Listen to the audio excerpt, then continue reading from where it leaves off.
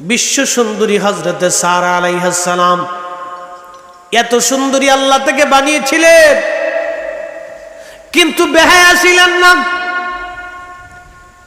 বেপরদা ছিলেন না। এত সুন্দরী ঘোষণা দিলেন ফিলিস্তিনের রাজা, আমার মেয়ে যাকে পছন্দ করবে আমি তার সঙ্গে আমার মেয়ের বিবাহ দিয়ে দিব। শুধু বিয়ে দিব না, রাজ্যের অর্ধেকটা আমি তার নামে দিয়ে দেব। বিয়ে করার জন্য যুবকরা আসছে, রাজা বাচ্চার ছেলেরা আসছে, রাজা বাচ্চারা আসছে, যুবরাজরা আসছে। 40 দিন পর্যন্ত হযরতে আম্মা জান সারা দেখতেছেন, কিন্তু কোনো যুবক খুঁজে পান না। উনি যাকে খুঁজেন তাকে তো পান না, যাকে খুঁজে তাকে তো পান না, যাকে খুঁজে তাকে পাওয়া যায় না। 40 দিন পরে আল্লাহর খলিল ডাক দেখে, আল্লাহ আমি কি লাইনে দাঁড়াবো? আল্লাহ আমি কি লাইনে দাঁড়াবো? আল্লাহকে দাঁড়াও, ব্যবস্থা করে রাখছি।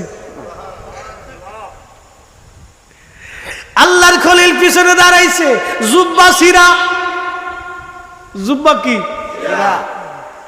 পাগড়ির ভিতরে ধুলাবালি।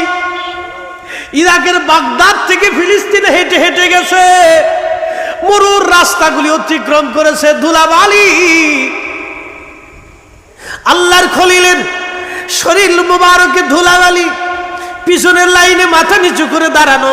রাজা বাচ্চার ছেলেরা কয়, দেখ মৌলভী সাহেব আইছে। কয় দেখ সত্যি এই ফকিরেরও লোভ লাগছে, দেখ বেড়ার জুব্বা সিরা হেতাইছে, বাদশার মেয়ের বিয়ে করে লেগে দেখ পাগল একটা করেছে। তো সবাই হাসতেছে। আল্লাহর খলিল মাথা নিচু করে লাজুক হয়ে দাঁড়ায় দিছে। খলিলের সাথে কথা হয়েছে কার? আল্লাহ। টেলিফোনে কথা হয়েছে কার? আল্লাহ। আল্লাহ কয় দাঁড়াও, অসুবিধা নেই, ব্যবস্থা করে রাখছি। ও বাপ, আমরা গরিব হতে পারি, পয়সা করি না হতে পারি, কিচ্ছু নাই। আল্লাহর কসম, খোদার হুজুরে কারিমের সাথে যদি আমাদের প্রেমের সম্পর্ক থাকে তো জান্নাতে যাওয়ার জন্য এতটুকুনি যথেষ্ট, ঠিক না বেটি?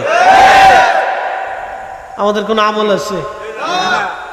আল্লাহর দরবারে দাঁড়ায় কইতে পারবো, আল্লাহ এই যে তাহাজ্জুদ পড়ছিলাম এটা দিয়ে জান্নাত দিয়ে দাও, সুযোগ আছে ভাই? আল্লাহ কবে কি তা নামাজ পড়ছ, নামাজের সেজদার মধ্যে হইরে কইছ সুবহানাল্লাহ, আর চিন্তা করছ ব্যবসা বালা না। এই নামাজ দিত আর এক ইমাম সাহেব 3 রাকাত পড়িয়া নামাজে সালাম ফিরিয়ে লইছে। তো ভুল তো হইতেই পারে, আমরারও তো হয়। তো সালাম ফিরানোর পরে তো ইমাম সাহেব হুজুর বলতেছে, মুসল্লি ইকরাম নামাজ মনে হয় একটু কম কম লাগতেছে, আমার কাছে একটু সন্দেহ সন্দেহ লাগে। মুসল্লিরা কয়, হুজুর আপনি যেমনি পড়ছেন আমরা তো ওইভাবেই পড়িয়া লইছি। তো এক মুসল্লি ছিল খুব কড়া, হেতে দাঁড়ায় কয়, হুজুর নামাজ 3 রাকাত হইছে। তো বুঝলেন কেমনে? আমার দোকান হলো 4টে, আমি প্রত্যেক রাকাতে এক দোকানের হিসাব করি, আজকে 3 দোকানের হিসাব হয়েছে, একটাও হলো বাদ আছে। কি ডাকাত চিন্তা করতে পারছেন? এইরকম নামাজ দিয়ে কিয়ামত পর্যন্ত কি জান্নাতের তালা খোলা যাবে ভাই? নামাজ পড়তেই থাকবে কিন্তু জান্নাতের তালা খুলতো না। এইরকম নামাজ যদি আপনাদের, তো নামাজের 12টা বাজবে না। এই নামাজ দিয়ে জান্নাতের আশা কেমনে করি ভাই? কিয়ামতের ময়দানে আল্লাহর নবীর সুপারিশ ছাড়া আমাদের আর কোনো রাস্তা নাই। আমরা এই আশায় আছি। তুমি মোদের আশার আলো, তাই তো তোমায় বাসি ভালো। বলেন তুমি মোদের আশার আলো, তাই তো তোমায় বাসি ভালো। হৃদয় নামের ফুলদানিতে, বলেন হৃদয় নামের ফুলদানিতে গেথে রেখেছি প্রেমের মালা। ইয়া রাসূলুল্লাহ ইয়া হাবিবাল্লাহ, ইয়া রাসূলুল্লাহ ইয়া হাবিবাল্লাহ, ইয়া রাসূলুল্লাহ তুমি মোদের আশার আলো, তাই তো তোমায় বাসি ভালো, তুমি মোদের আশার আলো। তাই তো তোমায় বাসি ভালো। কি বাসেন না? হযরত ইব্রাহিম খলিলুল্লাহ দাঁড়াই গেছে, হযরত সারা আজকে বের হয়ে আসছেন, লাইনের সবার পিছনে এসে দেখে রে খোদার খলিল ইব্রাহিম আলাইহিস সালাম দাঁড়ানো। ডাক দেখো বান্ধবীরা রে, শুনছো আজকে আমার স্বামী পছন্দ হয়েছে।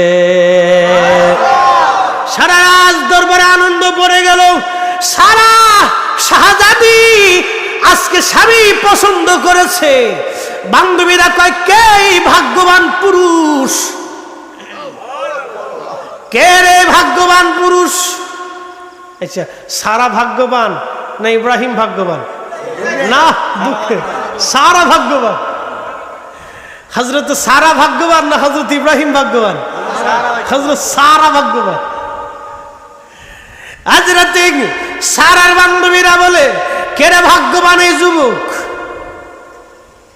দৌড়াই গেছে, হযরত সারা সামনে দাঁড়ানো, খলিল মাথা নিচু করে দাঁড়ানো।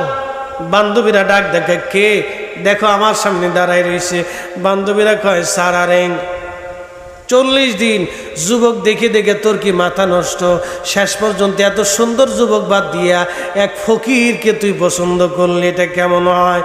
বান্ধবীদেরকে ধমক দিয়ে বলে, বান্ধবীরা তোমরা জানো না তোমরা কাকে ফকির মিসকিন বলো? তোমরা জানো উনি জমানার পয়গম্বর আল্লাহর খলিল ইব্রাহিম। আজকে 40 রাত আমার মালিক আমাকে স্বপ্ন দেখাইছে, ওনাকে বিয়ে করার জন্য আমি ওনার আশায় আছি। পয়সা করে কিচ্ছু নেই, বিয়ে হয়ে গেছে। রাজু কি হবে? সে ইজ্জতের মালিক ভাই। বিয়ে হয়ে গেল। ফিলিস্তিন থেকে রওনা দিয়ে হযরত সারাকে নিয়ে তিনি মিশর রওনা দিলেন।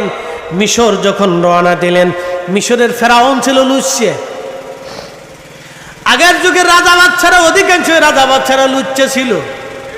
মেয়ে মানুষদেরকে উত্ত্যক্ত করত, কত নারীর ইজ্জত তারা লুণ্ঠন করেছে বাপ। ফিলিস্তিন মিশরের রাজা যিনি ছিলেন তিনি ছিলেন গ্রেট লুচ্চা, একবারে আন্তর্জাতিক মানের লুচ্চা। সুন্দরী নারী দেখলে তার সঙ্গে সে জানা করতে, এটা ছিল তার অভ্যাস। ইব্রাহিম হযরত সারাকে নিয়ে রওনা দিয়েছেন আল্লাহর খলিল। সৈন্যরা দেখে হাইরে সর্বনাশ, এত সুন্দরী রমণী জীবনেও তো কোনোদিন দেখি নাই। রাজার কাছে যায় বলল, রাজা শুনছো এত সুন্দরী নারী আমাদের জীবনে কোনোদিন চোখে পড়ে নাই, সারা মিশর রাজ্যে এত সুন্দর নারী নাই। বলো কি? বলে পরিচয় কি? বলে যেই লোকটার সাথে আসছে সেই লোকটা হযরত ইব্রাহিমকে জিজ্ঞেস করলো, এই মহিলা তোমার কি হয়? ইব্রাহিম বললেন সে আমার বোন, ধর্মের বোন, অসুবিধা নেই তো, সে আমার বোন। এখানে হযরত ইব্রাহিম আলাইহিস সালাম মান্তিকের আশ্রয় নিলেন, মিথ্যা বলেন নাই।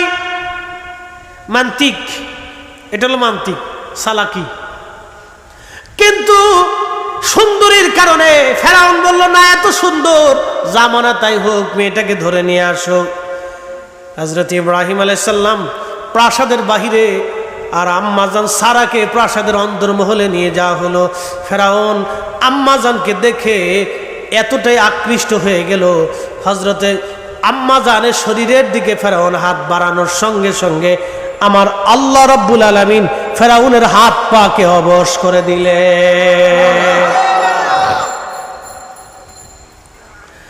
কিন্তু হযরত ইব্রাহিম আলাইহিস সালাম দেওয়ালের বাহিরে, বিল্ডিং এর বাহিরে, প্রাসাদের বাহিরে আল্লাহ তার কালবের দরওয়াজা খুলে দিলেন, চোখের পর্দা সরাই দিলেন। ইব্রাহিম প্রাসাদের বাহিরে, কিন্তু অন্দরমহলে কি হয় আল্লাহর খলিল বাহিরে দাঁড়ায় দাঁড়ায় দেখতে লাগলেন। এখান থেকে একটা মাসালা, আল্লাহ বলেন ওয়াকাযালিকা নুরি ইব্রাহিম মালাকুতাস সামাওয়াতি ওয়াল আরদ। আসমান ও জমিনের ভিতরে কিছু আছে সব আমি ইব্রাহিমকে দেখাইছি। এর অর্থ হলো তাফসীরে মাজহারির মধ্যে এসেছে আল্লাহর খলিলকে একটা পাথরের উপরে আল্লাহ পাক দাঁড়া করায় দিলেন। খোদার খলিল ইব্রাহিম আলাইহিস সালাম পাথরের উপরে। ঠিক এমন সময় হযরত ইব্রাহিমের কলবের দরজা খুলে দিলেন, চোখের দরজা আল্লাহ খুলে দিলেন। ইব্রাহিম আলাইহিস সালাম মাশরিক মাগরিব শিমাল জুনুব আল্লাহ সৃষ্টির রন্ধে রন্ধে অণুতে পরমাণুতে দেখতে লাগলেন। দেখলেন পৃথিবীর পশ্চিম প্রান্তে এক যুবক আর যুবতী জানা করে। আল্লাহর খলিল বলেন, আল্লাহ এদেরকে পাথর বানায় দাও। সঙ্গে সঙ্গে যুবক যুবতী পাথর হয়ে গেল। দেখে শিমালে দুইজন জানা করে, বলে আল্লাহ পাথর বানায় দাও। এই দুইজন পাথর হয়ে গেল জুনুব। এবার হযরত ইব্রাহিম দেখলেন আরো দুইজন জানা করতেছে। আল্লাহর খলিল ডাক দেখা, আল্লাহ এদেরকেও পাথর বানায় দাও। তখন সঙ্গে সঙ্গে আল্লাহ ডাক দেখা, খলিল আমি তোমাকে পৃথিবীর মধ্যে পাঠিয়েছি আমার বান্দাদের বদদুয়া করার জন্য না, সুযোগ দাও আমার বান্দারা যাতে তওবা করে তাদের জীবনের গুনাহগুলি মাফ করাই আমি আল্লাহর কাছে আসতে পারে। একবার আওয়াজ তুলে বলা যাবে কি সুবহানাল্লাহ।